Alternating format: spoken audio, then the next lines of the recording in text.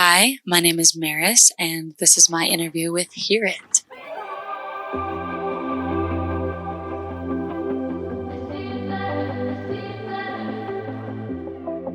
I was looking for a remedy, somebody to save me. You were some kind of serenity, but baby, look what you made me. You let me down a million times, so I could only look up to you. Was never enough for you. Your silhouette against the sky, your shadow blocking out light. I've been running from your shadow. You were just a false sign. Growing up in Missoula, Montana, is a privilege and is also a double-edged sword, I think, in a lot of ways. I think the biggest thing, for the most part, felt like I had an amazing community around me. I definitely felt in moments isolated in my queerness, and even queerness beyond sexuality, queerness in how I carry myself and how I see things and how I see the world and how I want to express myself through clothing or through, in high school I buzzed my head because I was so pissed off about men being attracted to me, and kind of wanted to take that power back into myself a little bit, I think, and also as a protest of, if you want me to be the type of beautiful that you have a standard of, can I swear? Fuck you. I'm just gonna shave it all off and you can get fucked. And I was definitely a pretty angsty teenager in that way. So growing up there, though, Montana is one of the most beautiful places. As you were saying, Billings is a great place, but Missoula, I think, is my favorite city in all of Montana. And I couldn't feel more lucky to have grown up there. I'm really grateful for the values that it instilled in me from a young age, as far as work ethic and as far as what it means to be a part of a community. And I love going home. I love seeing friends. A lot of the shows on this tour, actually, I've seen friends from high school coming out, and that, in different cities. And of course, the nature is one of the most beautiful, landscapes in the world in Montana. So it's a double-edged sword, but overall, looking back, I'm so grateful to be from where I'm from. Gave you all of my vacation days. Moving from Missoula, Montana to New York was so formative for me. My mom was the only way you're allowed to do this is if you save up $5,000 by yourself. And I was she was you need to prove to me and to everybody and to yourself that you're committed to moving away and going to one of the most expensive cities in the world. And I was okay, cool. So I was working at Target and I was working at a pizza place simultaneously. I ended up having a panic attack and quitting Target, but that's besides the point. Literally, I was I cannot check out one more fucking pack of pencils, bitch. I'm gonna kill myself. So I saved up over, I think it was I graduated high school early, saved up over a year or something, and then moved to New York when I was 18. I turned 18 in September of 2017 and then moved to New York October 2017. And I was sleeping on an air mattress it turned out to be an old folks home, but I just didn't know that I was getting scammed, babe. It was insane. She was this is my uncle and this is my godfather and this is my other uncle. And it was no, these are random motherfuckers and you're getting paid by the state. But I found that out in retrospect. So it was those years, I remember being so not egoless, but I remember being so in love with the grime and the grit of just working. I was working in a market research facility when I first moved there. And basically I was a corporate assistant. So I would go get coffees, I would do paperwork, I would serve food. And I actually did that job for I think 2 years or a year and a half.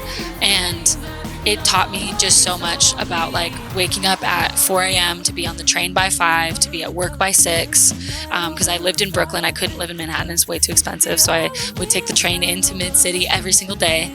And I remember the culture shock being so huge of oh my God, there is more ethnicities and lifestyles and cultures than I have ever seen in my entire life, and like life experiences than I've ever been around in my entire life just in this train car. And so I was so excited by that because growing up in Missoula, it is so sheltered. Like, so many people have the same experiences as me, have the same kind of upbringing, the same values, the same lifestyles. And I was so excited by the fact that I could be exposed to so much new. And simultaneously, I think it was the foundation for a lot of the grit that I have found to be really valuable today, and also has given me a lot of perspective about what to be grateful for, even when it's hard. Like, being so grateful that I'm on tour because I've spent so many years working the shittiest jobs of all time, and being like, even though this is one of the most physically, mentally, everything, sexually, like, I'm so horny and lonely, motherfucker, like, it's crazy, like, but I am so grateful for it because I'm like, well, let's think about it. Like, I could be still working at a market research facility, like serving Starbucks to assholes all day. So, yeah, New York, the culture shock was just insane and was so formative. And I wrote so many songs about New York that are all terrible. And I used to play, kind of was like a rock band, kind of like we had no tracks. I had like, maybe 5 songs actually recorded and produced. And I would just play gigs where I couldn't hear myself. I couldn't hear anything. I was just screaming into a microphone at Rockwood Music Hall in the tiniest room.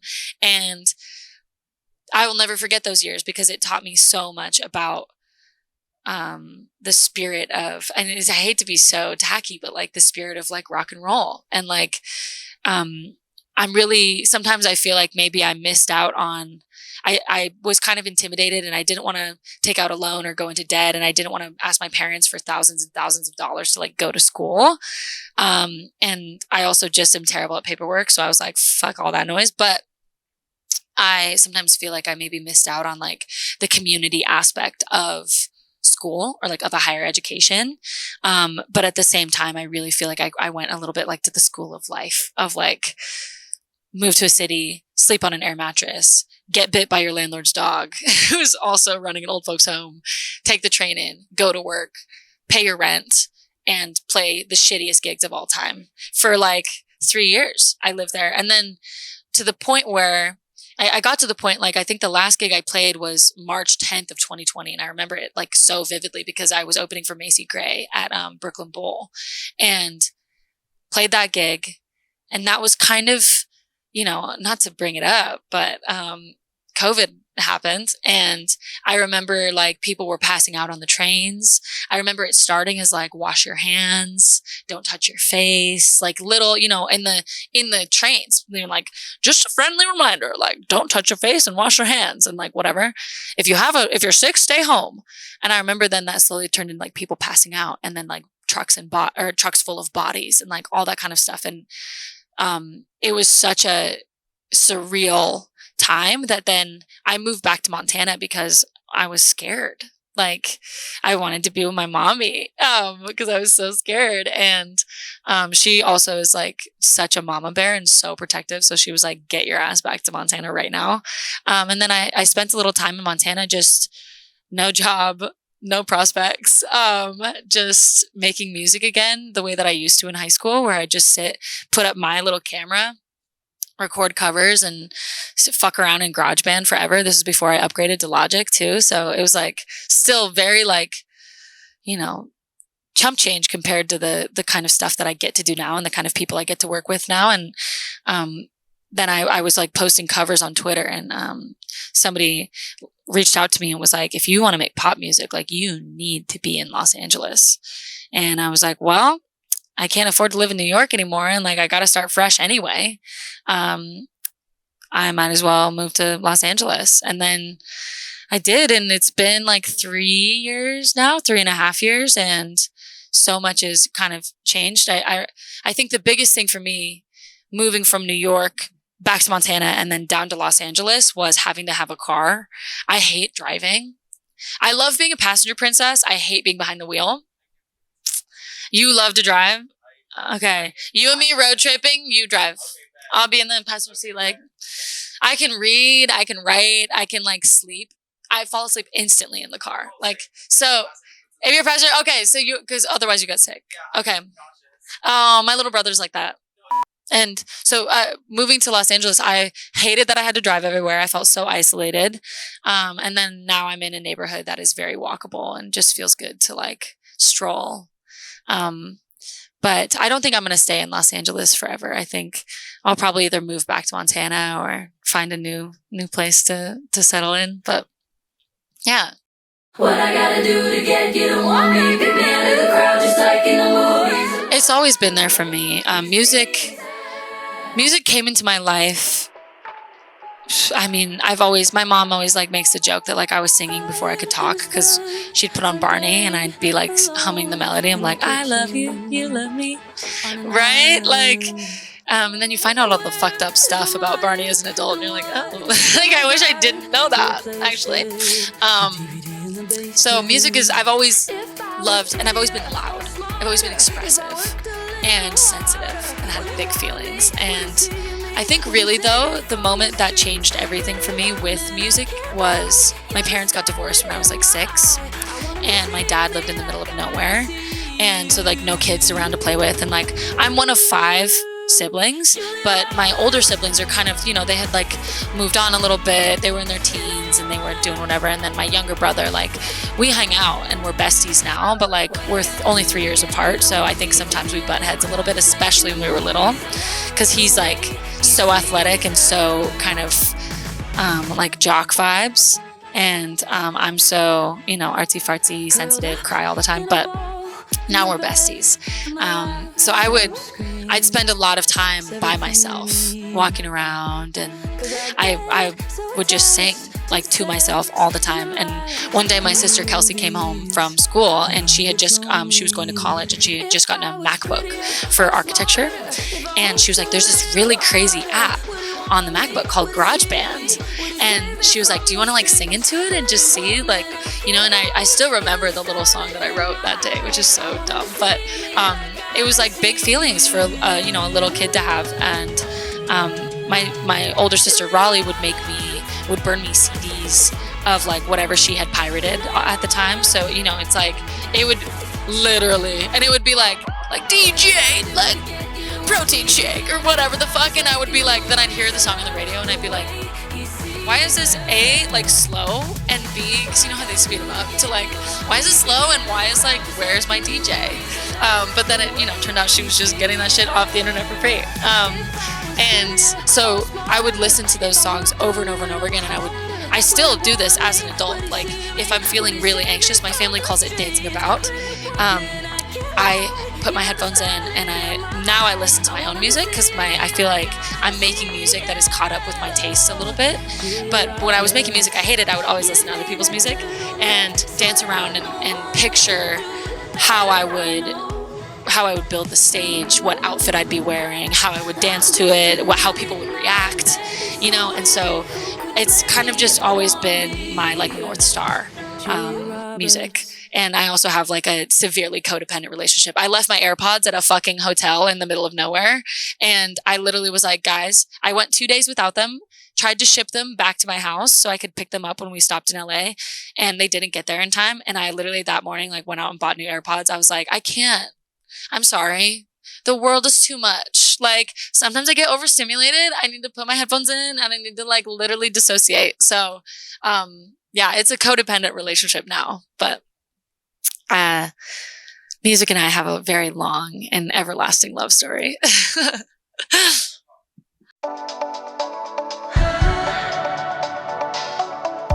My inspiration for my music really kind of comes from all over the place.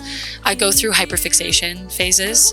Like we were just joking about, I know every single word, every single ad-lib, every single like guitar part, every single line from 24 Karat Magic by Bruno Mars, because I was hyperfixated on that album for like 2 years straight and like listened to it like once a day.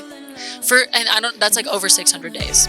So I pull inspiration like that, like whatever I'm hyperfixated on. And oftentimes like I'll go into the studio, I have ideas, lyrics and melody are something like I usually call it, which it probably seems so pretentious, but it genuinely is like, sometimes I'm like, this is not me. I'm like downloading this. This is not me. You know, like something will kind of just fly into my brain, and then I'll get the lyrics and the melody down. And then the hardest part for me is the instrumentation, because I'm not like naturally good at guitar. I'm not naturally good at piano. I've been trying to play for many, many, many years. So a lot of times I'll get like the rough structure of it, or I'll get like the rough lyric and melody, and then I'll bring it into whatever producer I get to work with that day. And I'll be like, here's the production I'm thinking. Like, I love the drums from this Phil Collins song. I love how this Whitney, the changes of this Whitney chord progression. I love how this Prince thing has this weird cowbell in this part. Like, I'd love to pull something like that. And then luckily, as I've been working and writing in Los Angeles, I've met some of the most talented producers of all time, in my opinion, and gotten to work with them and gotten to bring in my references, and then kind of also get their creative input on how to build this world in the best way. And so my process kind of varies, but most of the time, like, lyrics and melody is really my cup of tea. And then I oftentimes, like, something will happen to me, and days, weeks, months, years will go by, and I won't fully understand how I feel or how I felt about it. And then I'll write about it, and I'll be like, I don't know why the fuck I'm saying what I'm saying. I have no idea what I mean by that. And then I'll listen back to it after the song is done and be like, oh my God, that's how I feel. And so usually the process is a little bit of, honestly, like throwing shit at the wall until something feels like, oh yeah. My relationship with Chameleon is really funny, because I remember I went in that day. I worked with like one of my favorite co-writers and producers, Ian Walsh, and I had like a guitar thing I was kind of thinking about, and then he turned it into a piano thing. And then I was like, dude, I'm going to go smoke a joint and just like sit with myself and just think. And like, that's usually what I need to do, is like clear some space for like, whatever. We have a little prayer circle that we do before we go out on stage, and we call it they, them universe. Cause we're like, we don't know what that shit is, but we know that it's there. So, we're always just like, dear they, them universe, thank you so much. And so I think I go outside. Usually I love to be in nature and love to sit in the sun, or like feel the sun on my face, or look through the light through the leaves. And I remember that day we were working out of the studio that's kind of shitty. And so I just went and sat on like a curb kind of, but like those like yellow curbs that like show you where to park, and got my jeans gross, but sat on this curb, smoked a joint because I love weed, and just kind of was like, it's a diary entry, I remember driving to the studio that day, and nothing was moving in music. I didn't have anything lined up. I was also in a dynamic within my like creativity with certain people that just felt like every idea I had was an argument. Everything I wanted to do was a fight. And it made me feel like I don't want to I'm so burnt out. I don't want to do this anymore. Like, if this is what it means to be an artist, I would way rather like move back to Montana and like grow weed and like chill and just make music for fun. Like, so I was at a breaking point mentally when I wrote Chameleon. And honestly, it was just a place for me to put all of those emotions so I could get them away from me. Because I was so heavy and I was on the brink of tears all the time. And I was, at the time I was working at a coffee shop, but it was like a Marriott, like Starbucks. And it was just so corporate, and, I couldn't dye my hair, and I had to wear this shitty gray uniform, and I hate gray. And, I just felt so stuck. And I was like, living in Los Angeles is really hard to have feelings of insecurity, at least in my experience, because they just get amplified. It's like, if you're insecure about maybe you feel ugly that day, don't go online and check out the people who are living next door to you. Do not like go to a party, because everybody here is hot. And if you're feeling insecure about being broke and working a minimum wage job full time and still not being able to pay your rent without pulling from your savings, don't.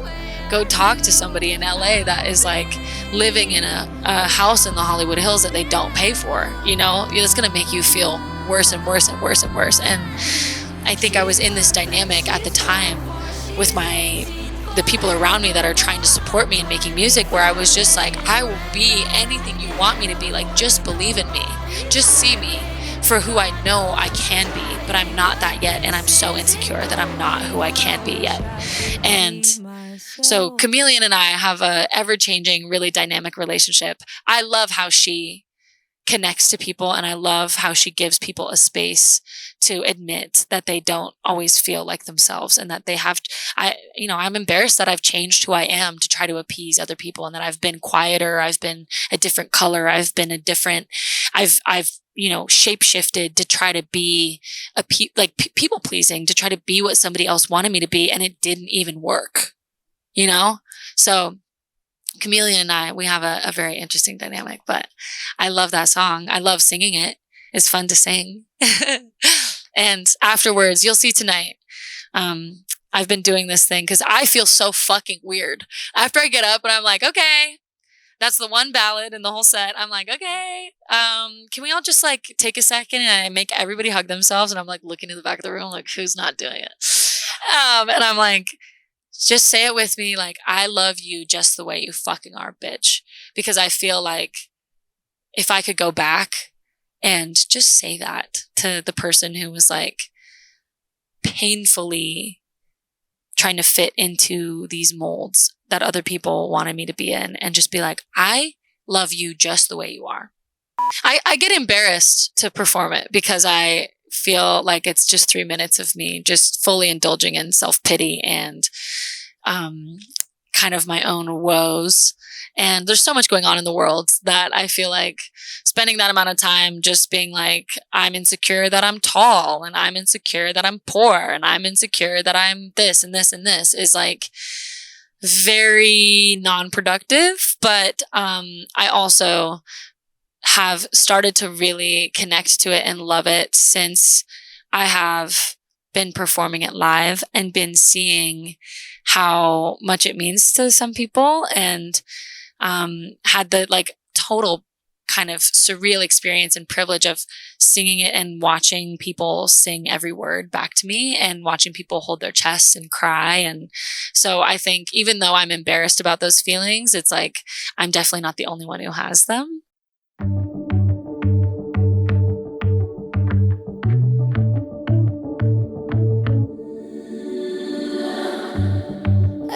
Oh my God.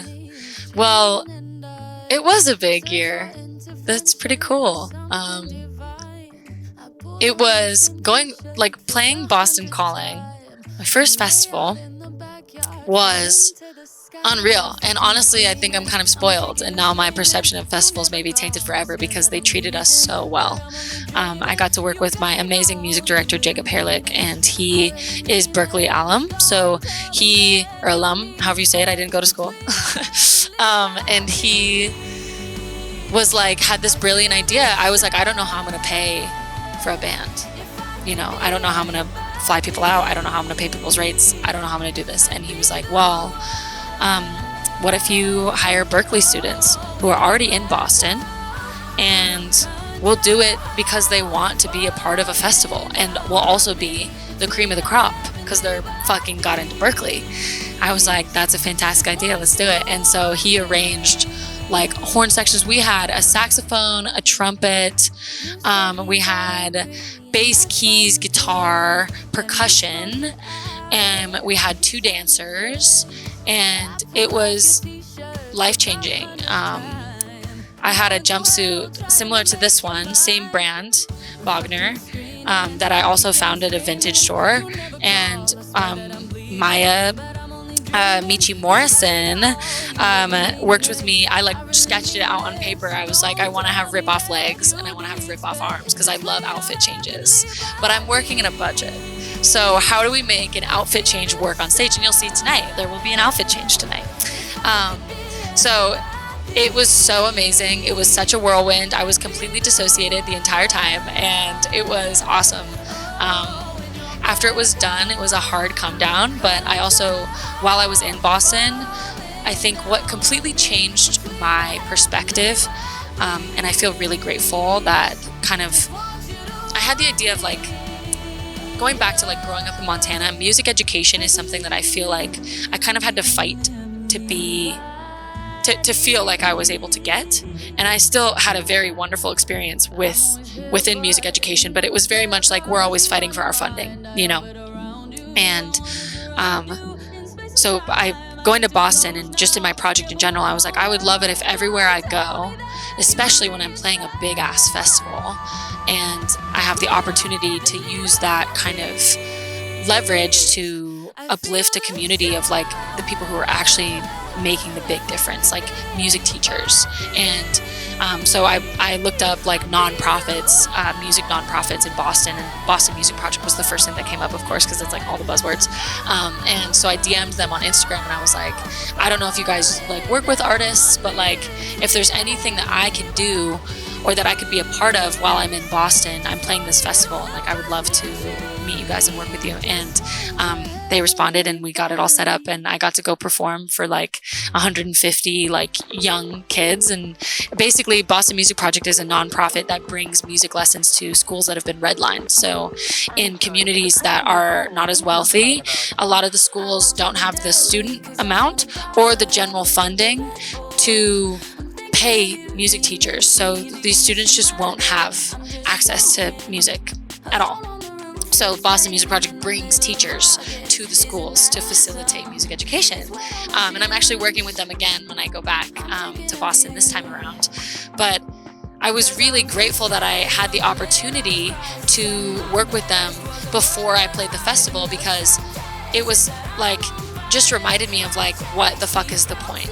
You know, the point is not to be perfect. That's an ego thing. The point is not to be the best. That's an ego thing. The point is to use my medium to make people smile and make people feel connected and make people feel like they can dance and sing and be silly and funny, because I'm willing to be the idiot first that gets on stage in a silly, goofy outfit and is like, shake some ass, bitch. Hug yourself. You know, like, this is a song about how deeply, deeply, deeply insecure I am. And I think that that experience changed my life forever and really solidified the fact that like I don't want to be an artist that is so hyper fixated on my image or my ego that I lose sight of what actually draws me to music, which is like creating community and creating a space for me selfishly, but also hopefully for other people to connect to each other, because we're so devoid of connection sometimes. Especially this day and age, it feels like community is hard to find.